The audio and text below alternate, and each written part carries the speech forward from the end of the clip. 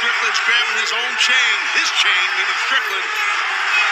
Joe, meanwhile, can barely stand. And Swerve, the right hand into the jaw of Samoa Joe.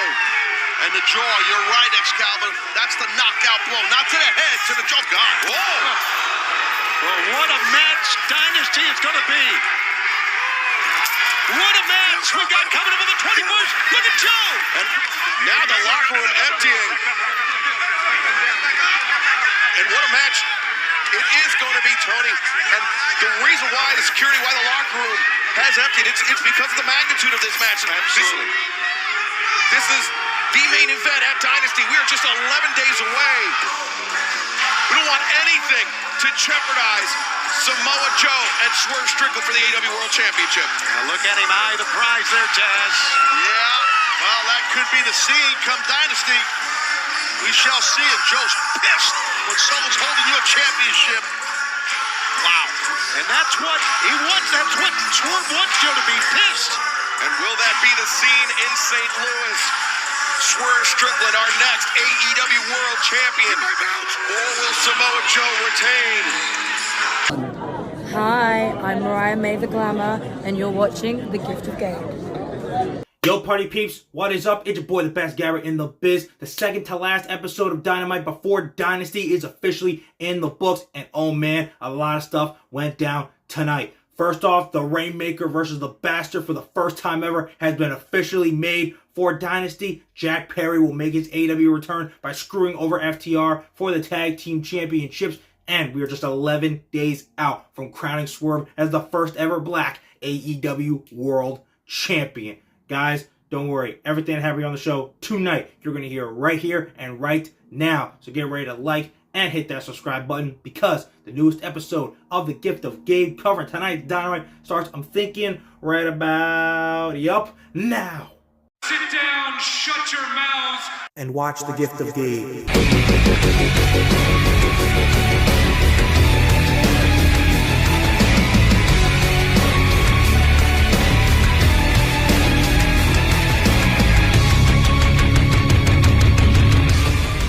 Okay, guys, so I know there was a lot of drama, and I know people were blowing up on Twitter, finger poke at Doom 2.0, all this and that, and this and that, whatever, it's done, it's over with, whatever, I said it on my TikTok page, it doesn't matter, we're all moving on.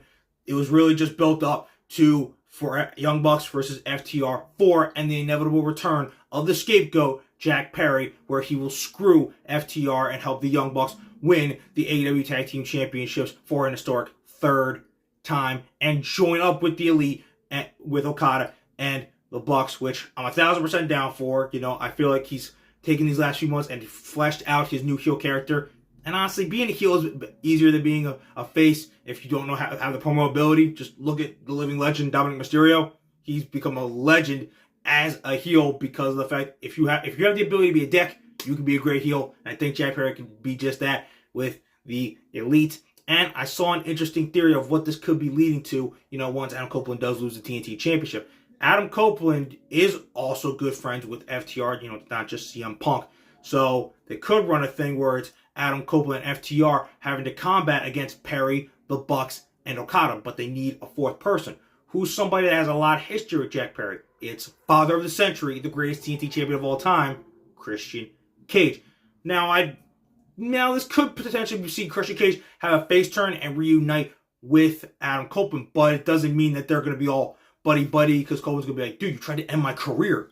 You told me to go F myself. No, dude, I don't want to do this. But it could be a case of Jack Perry and the Elite abuse their power, take out the parts of the patriarchy, Christian Cage turns face, and it's, the enemy of my enemy is my friend, so we got to do this, one last time. And we end up getting Christian Cage, Adam Copeland, and FTR in an 8-man tag against Okada, the Bucks, and Jack Perry, the Elite, at All In 2. And if that's the way we're going, we might just lay the first groundwork for that long-term storytelling build at, tonight for All In, and potentially maybe the week after, because they're doing that still, Copeland versus Okada, or Cage versus Okada, either one. So look, I know a lot of drama surrounded this. It's the first night. If they go about this way, with that genius kind of long-term storytelling, I think it would be a very booked well angle, and we'll have a great freaking post-match payoff with that amazing match at All In. So let's just simmer down and relax, because let's be honest, once the Father of the Year gets involved, you know it'll be an all-time classic if it goes down. I'm interested.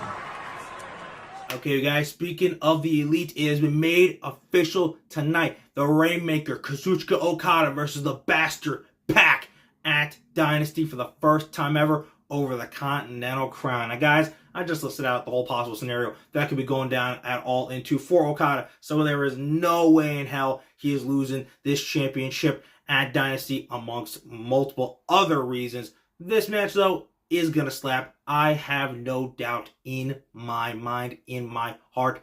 I am super psyched. But look, Pac, at the end of the day, dude, you just got back and you're already biting off a little more that you can chew and trying to take a soak in a pool that is just too deep for you. You're going to get soaked. You're going to get wet. You're going to get hit with the Rainmaker. Put down 1, 2, 3, and you'll still hear this at the end of the match. And still, Continental Champion, the Rainmaker, Kazuchika Okada. Hell, maybe Jack Perry actually pulls, double duty. Maybe he actually helps Okada, and the Bucks end up winning that match. But who really knows? Point is, Pac, you may be a bastard, but you're not going to be handle it when the Okada makes it rain on you at Dynasty. Alright, you guys, so tonight, after Swerve got put through a table last week, he was out for revenge on the AEW World Champion, Samoa Joe. And bro did not waste any time. Put Joe through a table and then attacked him after his match against Dustin Rhodes in an AEW Eliminator Qualifier, which Joe obviously won. Whacked him right in the chin with a chain and held up that beautiful AEW World Championship. Guys, we're just 11 more days from crowning history. You want to know how we're going to put the drama even more behind us after this point? When we crown Swerve fitting at Dynasty and begin the Swerve era here in AEW and push him all the way to a dream match and an all-time classic against Will Ospreay at All In 2 over the AEW World Championship. We'll begin it with Swerve and truly usher in a new era in AEW that will begin the eventual great times that'll make us look back on these times being like, oh man, we made it through some dark times. Like, we did with WWE at this point, and looking back, from all the way to literally right before Triple H ended up showing up. Guys, this match is going to be great, and I cannot say it enough. I am so freaking excited for the match, for the moment. We literally just saw Cody finish his story, and now it is time for Swerve to achieve his greatest moment. He's been a champion everywhere he's gone, including here in AEW, but it's time to get the biggest of biggest ones in his career when he grabs that AEW World Championship and makes history by becoming the first black man to ever hold that championship and put himself on the Mount Rushmore of pro wrestling legends in the annals of history. Because whose house? Swerve's house. Okay, you guys, that is Dynamite. We are done. Put it in the rearview mirror. We are done. Seriously, F all the drama. For all you guys that are like, yo, they're done any day now, dude, they're going to get that huge media deal because Warner Bros. Literally loves these guys. And like I said, it's going to be because of WWE and AEW. We're going to keep getting great moments for years and years to come. These will be known as the dark days for AEW, where you guys are always talking shit. But like I said, we're moving on. Who cares? Guess what? SmackDown this Friday. We ain't done. It is the post-WrestleMania SmackDown as the road to Backlash begins. Cody Rhodes and Bayley, the new champions, will be appearing on the Blue Brand to test the waters a little bit before this could be their new home officially for the next year during the draft. And we got to hear from the Maverick, Ayo! Logan Paul, as well as A-Town Down Under, because all three are champions now. Let's go! And like I said, we're going to possibly find out who Cody Rhodes' challenger could be at the Backlash PLE. Could it be the phenomenal AJ Styles? Could it be LA Knight? Yeah. Could it be the almighty Bobby Lashley? Who is going to step up to the American Nightmare and get put down first? Guys, seriously, you're not going to miss any of these shows going down. You're certainly not going to want to miss what your boy, the best Gabe in the biz, has to say afterwards. So, keep on doing what you're doing. Keep on liking and keep on subscribing and keep on remembering that when it comes to talking wrestling, who better to gab with than Gabe right here. Okay, you guys. Hope you enjoyed Dynamite. It's time to move on. Let's have some freaking fun. So I will see you after SmackDown this Friday night to see who gets the first bit of momentum on the Blue Brand as we get towards France for Backlash. So until then, deuces, and I'll see you guys on Friday. Until then, chin up, tits out, line. Watch The Gift of Gabe. Darling, that is my part, and now you've ruined the moment.